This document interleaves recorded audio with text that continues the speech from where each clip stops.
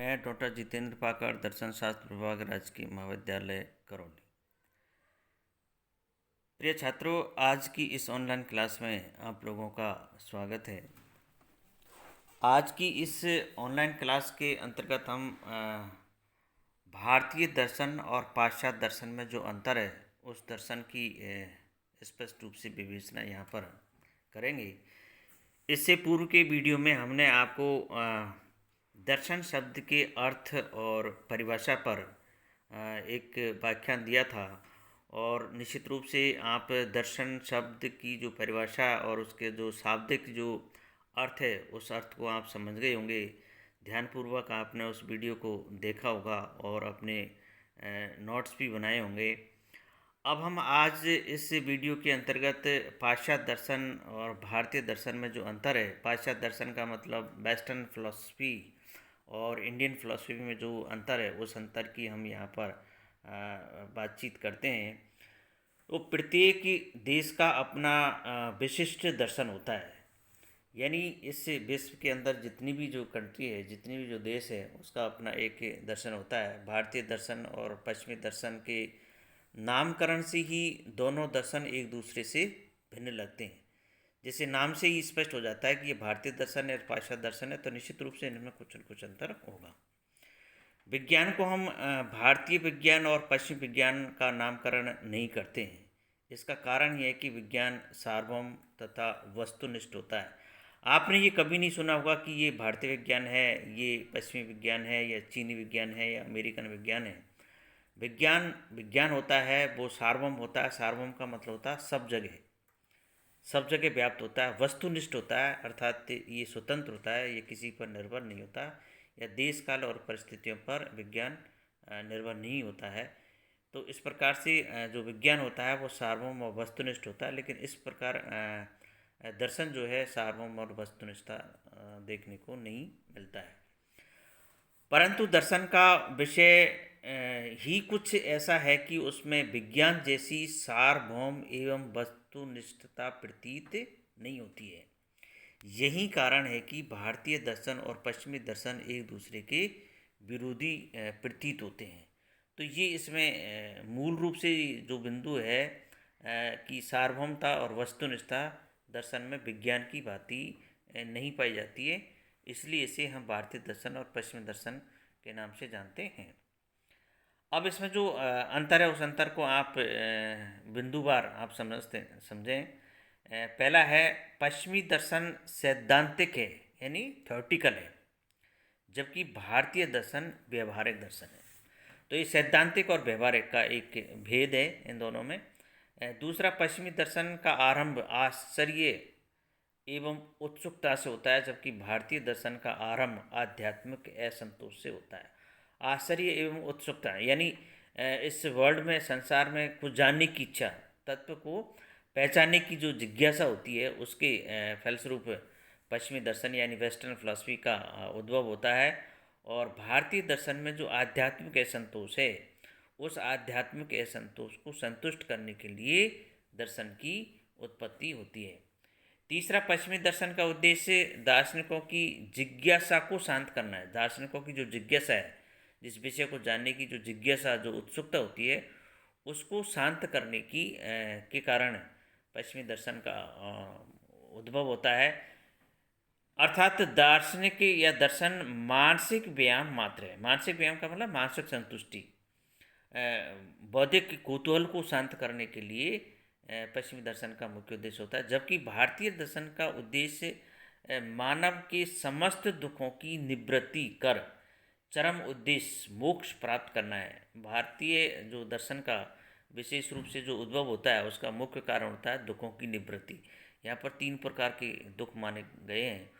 उन दुखों की संपूर्णतः निवृत्ति होने के पश्चात ही हमें जो चरम जो उद्देश्य है हमारा, जो मोक्ष है, वो मोक्ष प्राप्त करना इसका प्रमुख उद्देश्य रहा है।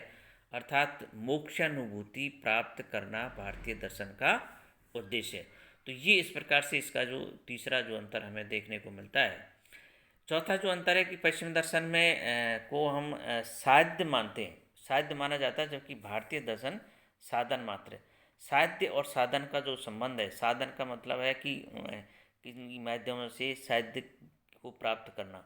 तो साहित्य तो एक टारगेट हो गया और साधन उसके ज्ञान प्राप्त करने के साधन जो होते हैं जिनको हम प्रमाण के रूप में मानते हैं। भारतीय दर्शन के जो विभिन्न संप्रदाय जब पढ़ेंगे तो उसमें हम प्रमाणों की बात साधन के रूप में करेंगे। नेक्स्ट इसका जो अंतर है वो है पश्चिमी दर्शन को वैज्ञानिक कहा जाता है क्योंकि अधिकांश दार्शनिक की वैज्ञानिक पद्धति को अपनाता है। यानी जो पश्चिमी दर्शन है, जो वेस्टर्न जो फिलॉसफी है, वो एक तरह से साइंटिस्ट है यानी वैज्ञानिक है। वो वैज्ञानिक का कारण ये है कि ज़्यादातर ये वैज्ञानिक पद्धति को अपनाते हैं, जबकि भारतीय दर्शन पर धर्म की अमिट छाप दिखाई देती है। इस कारण यह दर्शन व धर्म दोनों का उद्देश्य व्यवहारिक है और मुख्य अनुभूति दर्शन व धर्म दोनों का सामान्य लक्षण है। इस प्रकार से यहाँ पर धर्म के संदर्भ में ही हम दर्शन की बात करते हैं, जबकि पाश्चात्य दर्शन में ऐसा नहीं है। नेक्स्ट इसका जो अंतर है वो है पश्चिमी दर्शन बौद्धिक है, जबकि भारतीय दर्शन आध्यात्मिक है। पश्चिम में सत्य का सैद्धांतिक विवेचन किया जाता है, परंतु भारतीय दर्शन सत्य की अनुभूति भी करना चाहता है। इस कारण यह कहा जाता है कि आध्यात्मिक ज्ञान तार्किक ज्ञान से उच्च है। यानी आप ये इसको इस प्रकार से समझें कि जो वेस्टर्न फिलॉसफी है वो एक तरह से बौद्धिक है और भारतीय जो दर्शन है उनको हम आध्यात्मिक श्रेणी के अंतर्गत रखते हैं। तो तार्किक ज्ञान में ज्ञाता और ज्ञेय का द्वैत विद्यमान रहता है। जो तार्किक ज्ञान होता है यानी जो वेस्टर्न फिलॉसफी की जो बात करते हैं उसमें तार्किक ज्ञान का कूटनीति होता है। तो उसमें ज्ञाता और ज्ञेय, ज्ञाता वह है जो ज्ञान प्राप्त करना चाहता है और ज्ञेय वह है जिसका हमें ज्ञान प्राप्त करना है। तो ये जो ज्ञाता और जो ज्ञेय है ये द्वैत का मतलब दो इसमें विद्यमान रहता है, जबकि आध्यात्मिक ज्ञान में द्वैत मिट जाता है। यानी जो आध्यात्मिक ज्ञान है, जो भारतीय दार्शनिक जो दृष्टिकोण है उसमें ज्ञाता और ज्ञेय का जो भेद है वो समाप्त हो जाता है। इसके बाद में नेक्स्ट जो अंतर है वो पश्चिमी दर्शन विश्लेषणात्मक एनालिटिक है, क्योंकि यहाँ दर्शन की विभिन्न जो शाखाएँ हैं और वो जो शाखाएँ हैं उनमें है तत्व विज्ञान, नीति विज्ञान, प्रमाण विज्ञान, ईश्वर विज्ञान, सौंदर्य विज्ञान आदि की व्याख्या प्रत्येक दर्शन में अलग अलग होती है। तो इस प्रकार से इसको विश्लेषणात्मक दर्शन के अंतर्गत रखते हैं, जबकि भारतीय दर्शन में जो मेटाफिजिक्स है, तत्व विज्ञान, एथिक्स यानी नीति विज्ञान, एपिस्टेमोलॉजी या प्रमाण विज्ञान, थियोलॉजी, ईश्वर विज्ञान, एस्थेटिक्स जो सौंदर्य विज्ञान है आदि की समस्याओं पर एक साथ विचार किया जाता है। इसलिए B.N. सील ने इस दृष्टिकोण को संश्लेषणात्मक कहा है, अर्थात सिंथेटिक। तो ये यहाँ पर जो वेस्टर्न जो फिलॉसफी है वो विश्लेषणात्मक है यानी एनालिटिक है, और भारतीय जो दर्शन है उसको हम संश्लेषणात्मक कहते हैं। तो ये एक अंतर देखने को हमें और मिलता है।